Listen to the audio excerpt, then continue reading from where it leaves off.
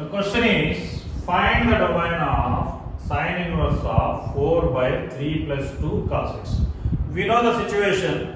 Inside sine inverse, whatever is there, that should lie in between minus 1 and plus 1.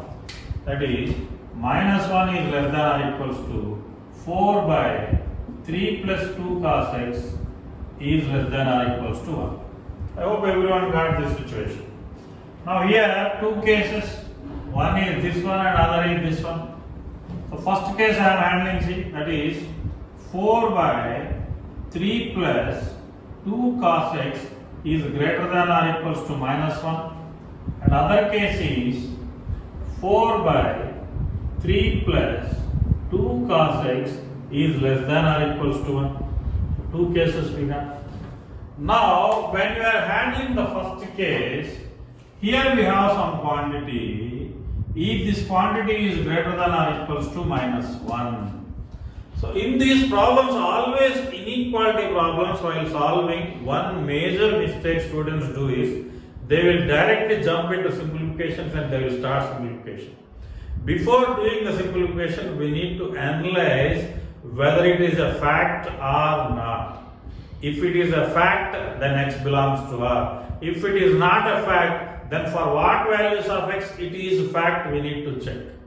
Already fact thing, no need to solve anything. So here we have some quantity. That quantity is greater than or equals to minus 1, which happens always. Why it is C? Numerator what we have? 4. That is positive and more than minus 1 only. And come to the denominator. Denominator we have here 3 plus 2 cos x. And cos x, we know that cos x is a function which generates values in between minus 1 and 1. The least value is minus 1 and the highest value is 1. If I put least value here, you will get minus 2. 3 minus 2 is 1. 4 by 1 is 4, greater than minus 1.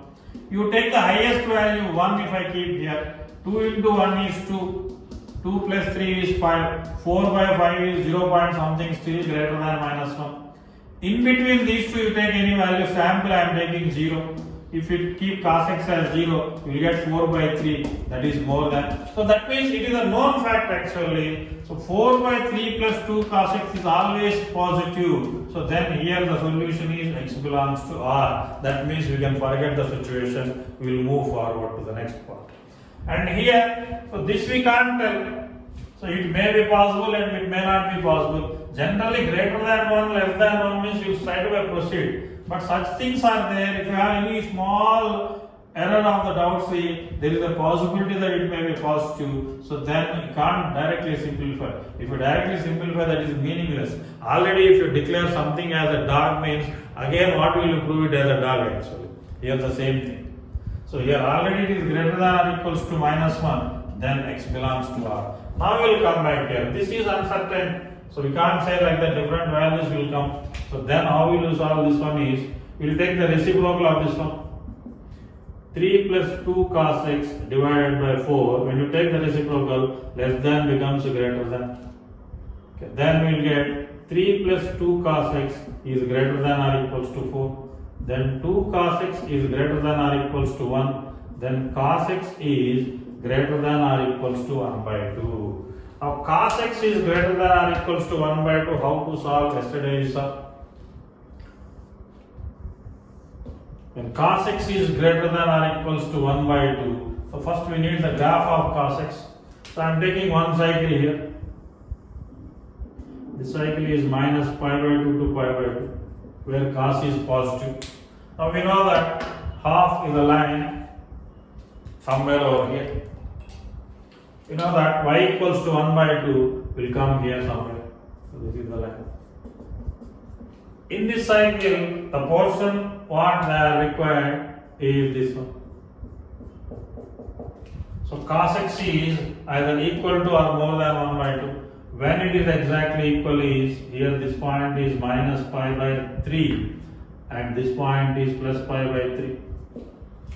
So that means when cos will be greater than 1 by 2, minus pi by 3 to pi by 3. So that means x belongs to, we can write minus pi by 3 to pi by 3. In between those two, if you observe, so cos is more than 1 by 2. So generalized we can write, you just add 2n pi minus pi by 3, comma 2n pi plus pi by 3. So this is the domain.